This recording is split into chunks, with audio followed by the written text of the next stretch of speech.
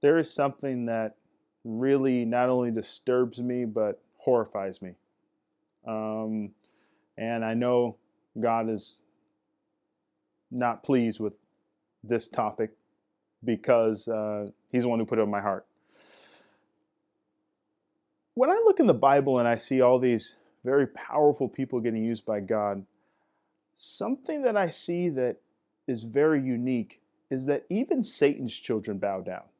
Even Satan's children, people who do not believe in our God, have to admit that He is awesome, let alone real, but awesome. This is something you see in the Bible. You see it with Solomon, especially Solomon. I mean, the Queen of Sheba came and said, I couldn't imagine the wisdom that he had, and she had to bow down. Okay? And she was not working with Jehovah.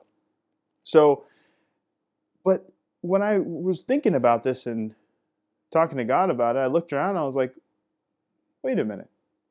How come in our world right now, we don't see too many people who even Satan's children all over the world say he is actually being used by God? This is something that's very concerning and something that needs to be fixed. And in this era, this new era that's coming, that God's raising up people, this is going to change. It has to change. It's inexcusable that we, like for example, I hear different pastors using real life examples of principles and they're trying to reference God's power and how we should be, and they're referencing Satan's children. They're referencing people who are not necessarily believers and who don't profess Jesus Christ. They're not bold in saying, "Listen, I am totally for Christ, and that's who I answer to. This is what I do, and by the way, this is my mission." And speaking for God, these are our examples. Our examples of success are people who aren't proclaiming Jesus Christ, and that's a problem. And this is why things are going to be changing, because He's going to be raising some people up who even Satan's children cannot even think to even protest that God isn't on them. And if they do, they're lying. That's what we need in this world, and that's what this channel is also about, is preparing those kind of people and providing a community and a conversation where, how come nobody's talking about this? What's going on? This is crazy, and it doesn't make any sense. Now, some people might say, well, I look at this person; they have amazing success, and they're the most powerful in this and that, and they're great. Wait a minute. How do you know that they're not on the lowest rung of success in the kingdom? In fact, I'll tell you the difference of success without God and success with God. A lot of these people who are very successful and they're not believers, these people do things on the fly. Yes, they prepare things, but they're doing their things as they go. They don't know what's going to happen, what directions they just, this happened and we just went in this direction. And then we're going to go, and it's stressful. Okay? But when you work with God, when you become His friend, He will sit down with you, give you an unbelievable strategy that you have zero reference for and nobody can help you with. Nobody can help you with. Okay? Then, from there, He will carry it out in His means, which are very, very unusual. So much so that each step will be unbelievable.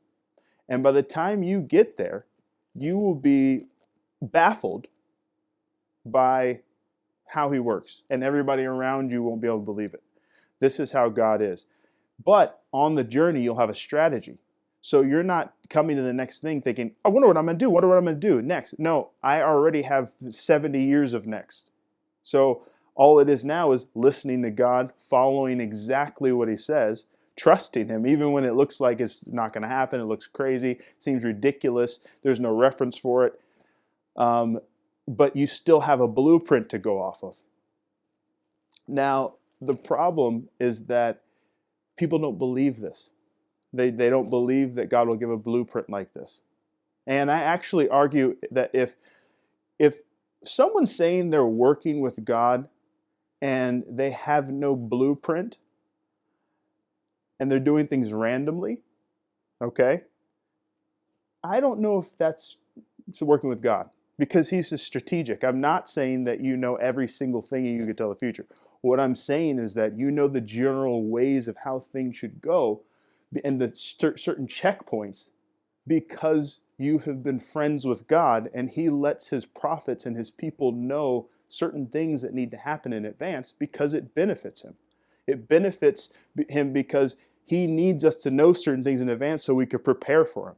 And this is another string of conversation that is very powerful. The preparation of God's blueprints. It's essential. So the difference between someone working with God on a very powerful mission and somebody who has success in the world, who's very powerful in their own right, is that the person with God has a blueprint that nobody can do. A blueprint that they already know in advance what their checkpoints are. I mean, way in advance. And on top of it, each checkpoint is totally impossible and ridiculous. And if you told anybody, they think you were totally mad. That is the only qualification is working with God. That's how you can tell if somebody's working with God. And that's something that the last thing I want to say about this is, if you're telling somebody something that God is like commissioned you to do, and people aren't shocked by it or like, what is he talking about? Then you need to go back to God. Because yes, there's going to be people who do things that are normal, okay? And God uses those people mightily, like delivering words. So, I mean, so many people have even poured into my life who aren't doing anything like totally spectacular. But again, I'm talking to this new era, this new generation. The new generals that he's going to raise up. This is what he's asking for. So again, this is not for everybody, and I don't expect it to be for everybody. So this needs to be taken into context. But the question is, where are the Joshuas? Where are the Moseses? Where are the Esthers?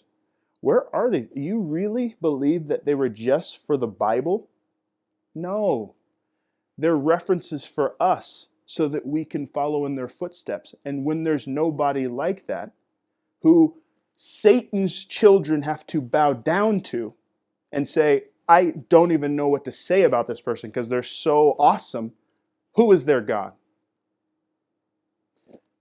If that's not happening, there's a big problem. And that's what this conversation is about. And there's much more to come on this topic, because there's so much that can be said about this. And this is what clothing royalty is about. Girding the people for this kind of mentality, this kind of direction, and giving power-packed principles that you can actually take and think for yourself and take before God. Now, I expect that God will, anybody who's hearing this, God will meet you. Because I know my words are from God, so he's going to come find you. He's going to come find you and confirm these things to you. And he's going to give you a fire for it.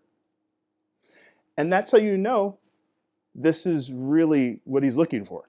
He is trying to find somebody who will carry the baton like Joshua and carry the baton like Esther and Moses and Noah and all these people who carried tough batons but had mighty, mighty influence and purpose, not just on Christians, on Satan's children. And in fact, that we should be bringing them into the kingdom.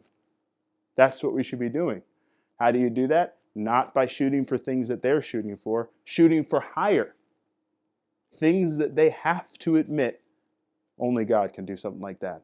With him, with her. This is what we're doing. And this is the mission. This is one of my missions. So I want to pour into you guys. I hope you guys have a wonderful day. I love you. And make sure that whoever's not a Christian, I'm going to put in our bio a prayer that you can say to even become a Christian and get to know God. And that's always going to be there. And I'm going to be mentioning that in the videos. And we'll even talk about that too sometime. So I love you. Have a great day. Hail Jehovah.